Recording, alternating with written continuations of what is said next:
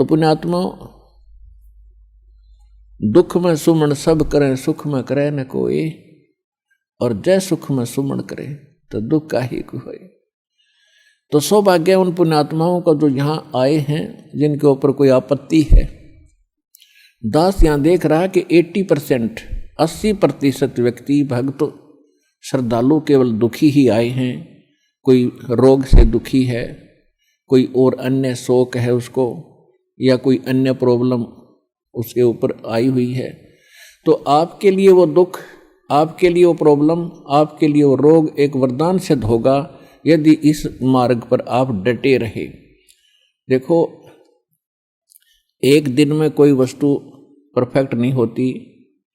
बच्चा जन्म लेता है, आपको खुशी होती है, धीरे धीरे बड़ा होता है, 15, 16, 20 वर्ष के बाद जाकर वो कुछ अपना धंधा करने योग्य होता है। इसी प्रकार आप बीज बोते हो। मान लीजिए आपने आम का बीज बोया, उसकी परवरिश की, देखभाल की, पौधा बना, फिर पेड़ बन गया, और पेड़ बढ़ने के बाद फिर उसका फल लगेंगे। इतने फल लगेंगे कि लदपद हो जाएगा, आप भी खा लोगे, रिश्तेदार भी छक लेंगे।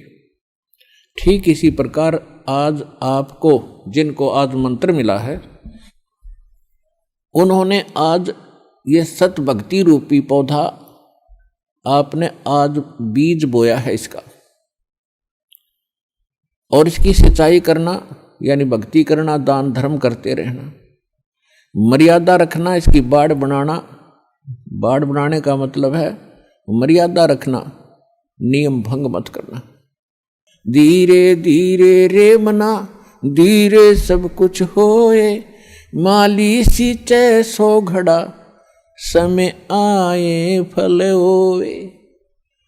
जैसे माली का मतलब है जो उस प्रोसेस से परिचित, उसका विद्वान है, बाग बगीचे लाने वाला, वो बीज बोता है और उसमें सैकड़ों पानी घड़े डालता है, वाटर पानी के, और धीरे धीरे वो बड़ा होता है।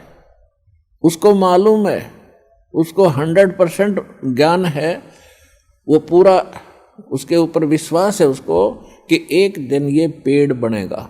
अगर मैं इसकी सुरक्षा ठीक रखूँगा, इसको रोग से बचा कर रखूँगा, और बड़ा होए पाछे फिर देखना मेरे वारे न्यारे कर देगा। तो ठीक इसी प्रकार ये राम नाम का आज ये सच्चा बीज बोया है। आज तक तो आपको आम का नाम लेकर बबूल का बीज बुआ रखा था, और उस बबूल यानी किक्कर की डंडी की आप खूब सेवा भी कर रहे थे। तो बबूल कहता बबूला लगेंगे, आम नहीं लग सकते।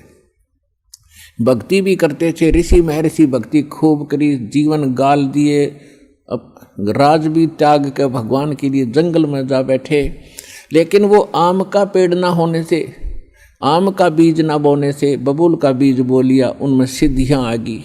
आन उपासना करते रहे, पूर्ण परमात्मा की भक्ति ना करके काल भगवान ब्रह्म या ब्रह्मा विष्णु महेश तक की भक्ति करके उन्होंने बबूल का बीज बो के बबूल ही प्राप्त किया। उदाहरण के लिए हिरण्यकशिपु ने ब्रह्मा जी की साधना करके बबूल का पेड़ बोया, और क्या मिला उसको? सिद्धियां आ गई। ये समझ बैठा कि मैं भगवान बन गया, और कैसा जीवन नाश हुआ उस व्यक्ति का। ऐसे ही रावण ने बबूल बोया था भगवान शिव की भक्ति करके, और क्या प्राप्ति हुई? सिद्धियां होगी, रिद्धि आ गई, सोने के महल बना लिए, आकाश में उड़ जाने की शक्ति आ गई, और कुबद को मारकर सर्वनाश करा के गया। तो पुण्यात्माओं, इसी प्रकार विष्णु जी की साधना करने वाले ये भी शास्त्र विरुद्ध साधना करके अपना जीवन नाश करते हैं, क्योंकि शास्त्र विधि को त्याग कर जो मनमाना आचरण करते हैं उनको न सुख होता है न कोई सिद्धि होती है, यानी सत साधना की सिद्धि, और न ही उनको कोई उनकी गति होती है, जिस कारण से ये भक्ति करके भी अपना जीवन व्यर्थ ही कर गए। तो ये प्रसंग चल रहा है कि धीरे धीरे रे मना, और धीरे सब कुछ हो।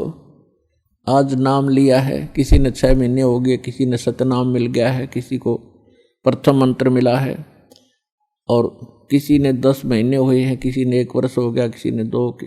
जिन भक्तों को 1 वर्ष से ज्यादा हो गया, 2 वर्ष हो गए हैं, आज उनके सुख सुनना, उनके मुंह का थूक सूख जाएगा अपने सुख बताते बताते। इतने सुख देता है परमात्मा।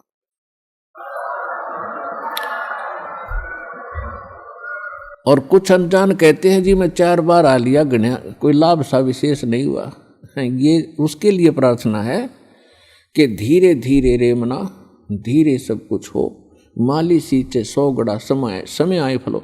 और दूसरा कारण ये होता है, सतगुरु के दरबार में भाई कमी कहे की ना, अनसा मौज नहीं पावता है तेरी चूक चाकरी। इस सच्चे दरबार में किसी चीज की कमी नहीं है।